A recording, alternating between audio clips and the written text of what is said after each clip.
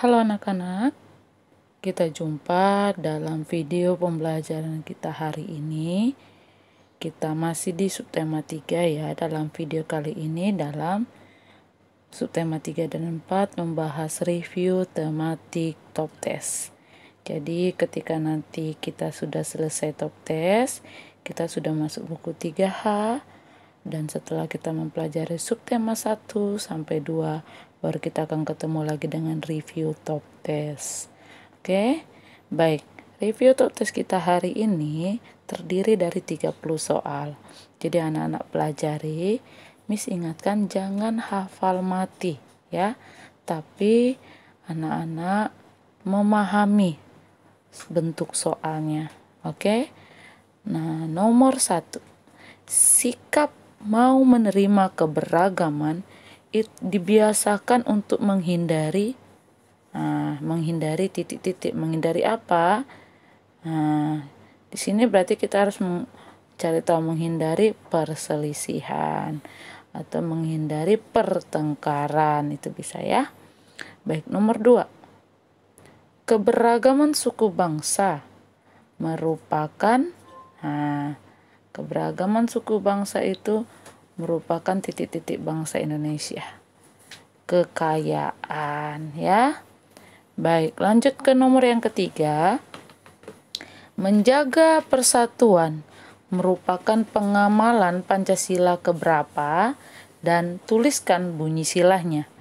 Nah, kalau Pancasila Persatuan Indonesia sila ketiga, bunyinya Persatuan Indonesia. Lalu soal yang keempat. Sikap kita saat ada berita bohong adalah, apa?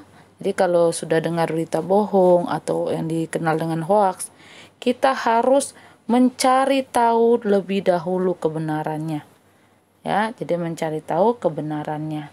Jangan langsung diterima, ya. Nomor 5. Tuliskan 4 contoh sikap saling menghargai. Nah, saling menghargai apa saja itu contohnya? Yaitu tidak memaksakan kehendak, tidak membeda-bedakan teman yang berbeda suku bangsa, menghargai pendapat orang lain, menghargai dan toleransi pada teman yang berbeda agama. Itu ya. Jadi itu contoh sikap saling menghargai pada umumnya ya. Baik, nomor 6.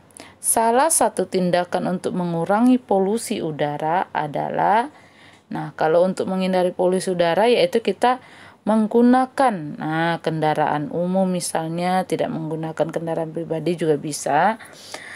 Tapi yang lebih baik kalau dia tidak jauh menggunakan sepeda. Ini ya, ini juga mengurangi polusi udara. Baik, nomor 7. Apa yang dimaksud dengan komunikasi?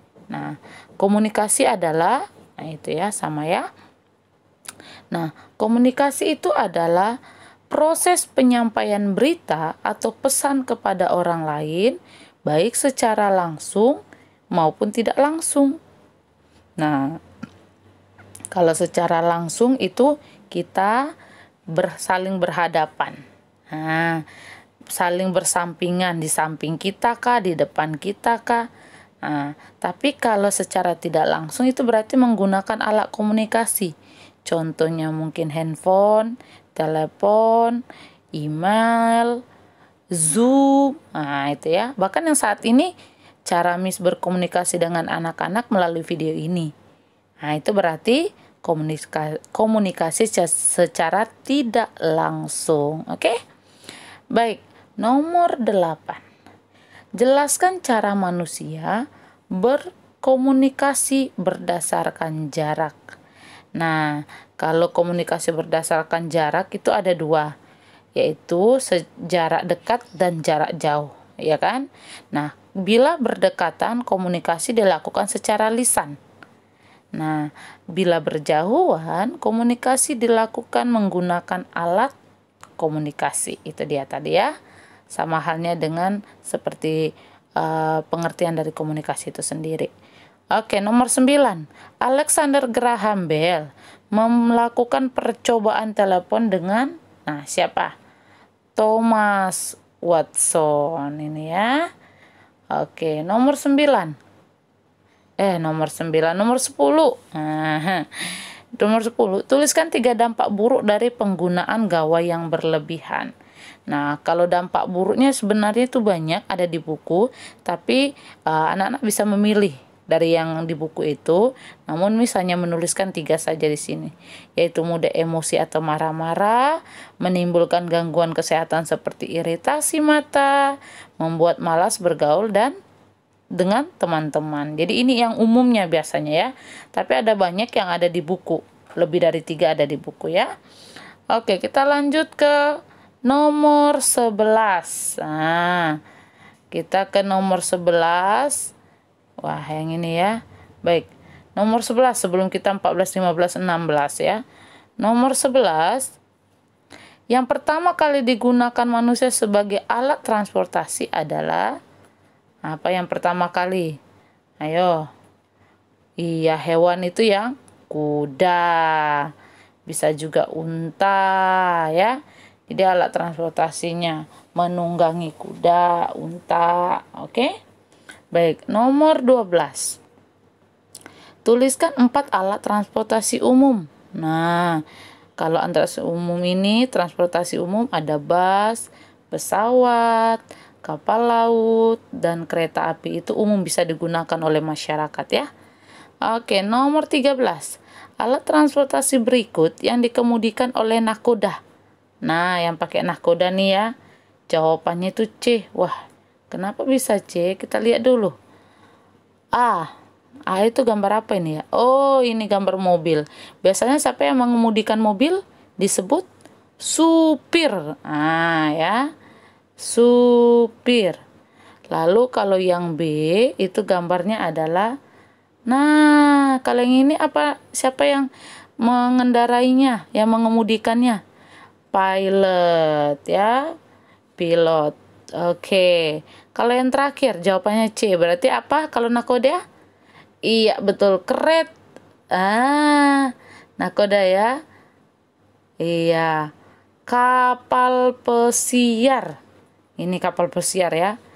Oke. Nah, ini dia ya. Jadi ada pesawat terbang itu oleh pilot, mobil itu supir, nakoda itu kapal. Tapi kalau masinis itu mengemudikan kendaraan apa masinis? Nanti di Zoom tanya ya yang masinis ya. Oke, sekarang nomor 14. Permukaan sebuah kardus makanan berbentuk persegi panjang. Andi mengukur kardus tersebut menggunakan korek api. Andi menghabiskan 27 batang korek api. Keliling permukaan kardus makanan adalah titik-titik batang korek api. Nah, karena dia sudah menghabiskan 27, otomatis kelilingnya adalah 27 batang korek api. Ya, ini yang menggunakan korek api. Tapi beda kalau dia ada angka panjang dan angka lebar. Itu beda lagi cara mencari kelilingnya ya. Nah, apa itu keliling bangun datar? Nah, keliling bangun datar itu adalah jumlah semua sisi pada bangun datar, gitu ya. Baik, nomor 16. Permukaan sebuah laptop itu berbentuk persegi panjang. Nah, ini dia yang menggunakan rumus ya. Indah menentukan keliling permukaan laptop tersebut menggunakan potongan lidi. Indah menempatkan 10 potong lidi pada sisi panjang dan 7 batang lidi pada sisi lebar. Nah, keliling permukaan laptop tersebut adalah, berarti kalau 10 potong lidi itu kita anggap jadi 10 cm, 1 lidi 1 cm ya. Jadi 7 batang lidi juga bisa jadi 7 cm, tapi juga bisa juga nanti dengan batang lidi juga bisa. Oke, keliling. Nah, 2 kali panjang tambah lebar. Ingat, itu rumusnya. 2 kali panjang tambah lebar. Berapa panjang? 10, lebar 7. Nah, kita jumlahkan dulu yang di dalam kurung. Sehingga 10 tambah 7 sama dengan 17. Lalu dikali 2, 34. Nah, ini bisa pakai batang lidi, bisa sentimeter. Oke ya, untuk nomor 16 ya. Baik. Nah, lalu, wah, Ini ada keliling, berarti nanti ada menghitung nih. Tapi kita sebelum itu kita masuk ke nomor 17. Kamar Nindi berbentuk persegi. Jadi panjang sisi kamar Nindi itu adalah 9 langkah. Nah, yang ditanya keliling kamar Nindi. Nah, ingat ya, kalau persegi itu rumusnya untuk mencari keliling adalah 4 kali sisi. Nah, berapa sisinya? 9. Berarti 4 kali 9, 36 langkah. Gitu ya. Nah, nomor 17. Hitunglah keliling persegi panjang berikut ini. Nah, ini dia. Nah, kalau yang ini ya, nah ini dia. Keliling ini apa? Lihat. Lebarnya 9, panjangnya 18. Berapa? Nah, 18 tambah 9, 27 kali 2, 54 cm. Yang kedua, ini. Nah, panjang 10, lebar 4. Berapa kelilingnya? 10 tambah 4 dulu. 14 kali 2, 28. Gampang kan? Untuk yang ini. Iya. Baik, kita masuk ke soal 19. Nah, 19 hitunglah keliling segitiga berikut.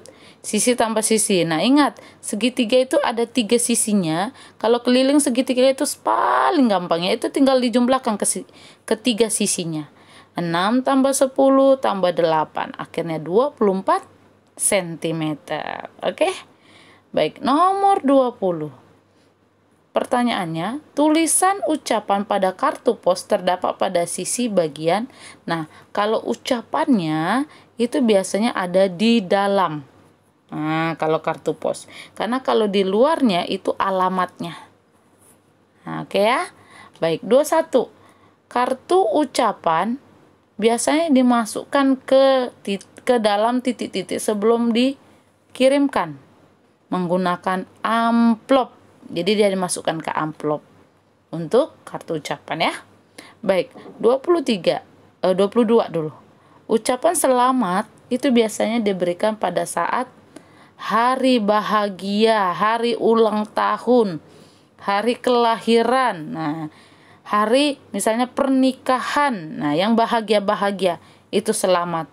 Tetapi kalau misalnya yang sedih-sedih itu berarti bela sungkawa, turut berduka cita gitu ya. Baik, nomor 23.